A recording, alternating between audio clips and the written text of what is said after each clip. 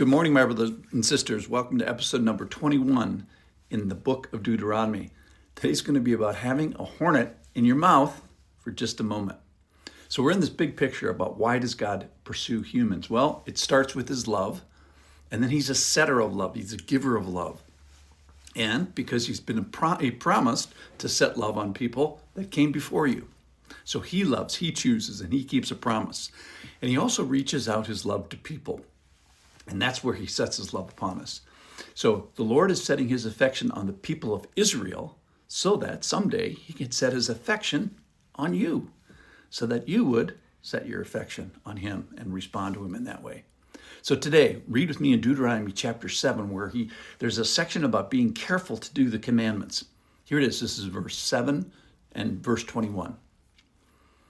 And because you listen to these rules and keep and do them, the Lord your God will keep you and keep the covenant and the steadfast love he swore to your fathers. He will love you. He will bless you. He will multiply you. He will bless the fruit of your womb, the fruit of your ground, your grain, your wine, your oil, the increase of your herds and your young flock in the land he swore to your fathers to give you. You shall be blessed above all peoples. There shall not be male or female barren among you or your livestock, and the Lord will take away from you all sickness and none of the evil diseases of Egypt, which you knew will he inflict on you, but he will lay them all on those who hate you. You shall consume all the peoples that the Lord your God will give over to you. Your eye shall not pity them, neither shall you serve their gods, for they would be a snare to you. So a big section, be careful what the Lord says, listen and do some things. We find out about God here. He's a covenant keeper. He commits hesed, faithfulness to his people. And then this big long list of all his blessing. He loves, he blesses, he multiplies, he blesses the womb, ground, the grain, the wine, the oil, herds. And you're going to be blessed of all peoples and blessed above all people. So the Lord is setting his affection on Israel. Well, why is that? Is it because they learned it? Well, earlier in the chapter, we found out it's not because you're more in number than any other people that the Lord sets his love on you and shows you. For you were the fewest of people, but it is because the Lord loves you. So there's the love component, and he's keeping the oath that he swore to your fathers. There's the promise component that he brought you out with a mighty hand. So the Lord's going to take away sickness. He's going to consume people before you. And be careful. Don't get shaky now. Don't pity them. Leave the judgment up to God.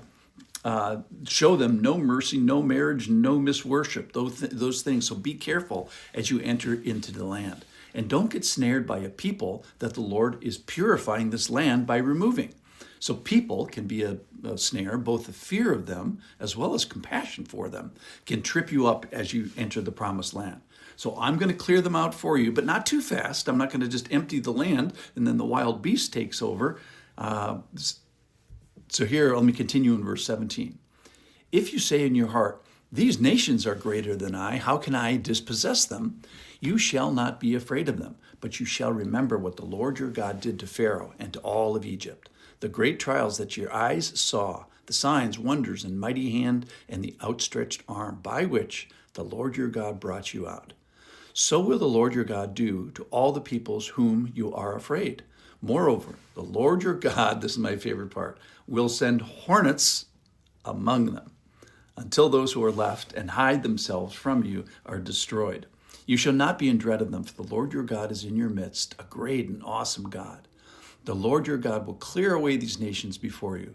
You may not make an end to them at once, lest the wild beasts grow too numerous for you. But the Lord your God will give them over to you and throw them into great confusion until they are destroyed. Let me pause there. So the Lord says, here's how I'm going to do this, is I'm going to send hornets before you.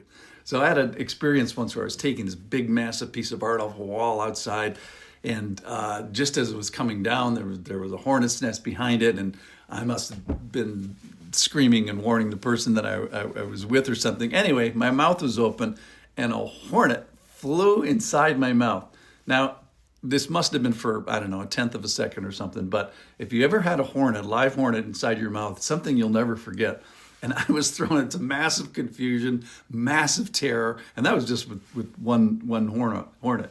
So it reminds me of verse 23, but the Lord your God will give them over to you and throw them into great confusion. This is my lived in truth. There's no better way to throw somebody into confusion than to put a hornet inside their mouth, or 10 of them chasing you or whatever.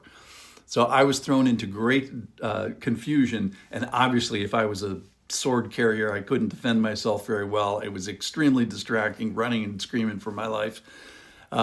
So if you say, people of Israel, I cannot do this, remember what I've done for you with the Egyptian. You've seen the signs and the wonders in my mighty hand and outstretched arms.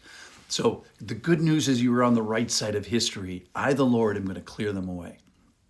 So what he's saying here is be careful out there. Don't bring your unholy, detestable things from this people group into your house.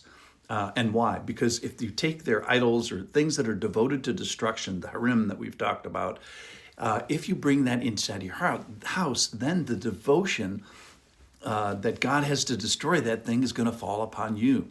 He wants to make a pure people, at least a people that he sets his love upon. So if you bring an abominable thing into your house, you become impure and devoted to destruction, set apart for destruction. Okay, so remember, harem is this destruction to a deserving evil people group that, essentially that they may have hornets in their mouth, or at least chasing them into confusion. And why does he do it? It's to demonstrate his hesed love, his faithfulness, his kindness to an undeserving people group, who is Israel, by the way. So the Lord uses hornets to set his love upon the people of Israel. Thanks for listening.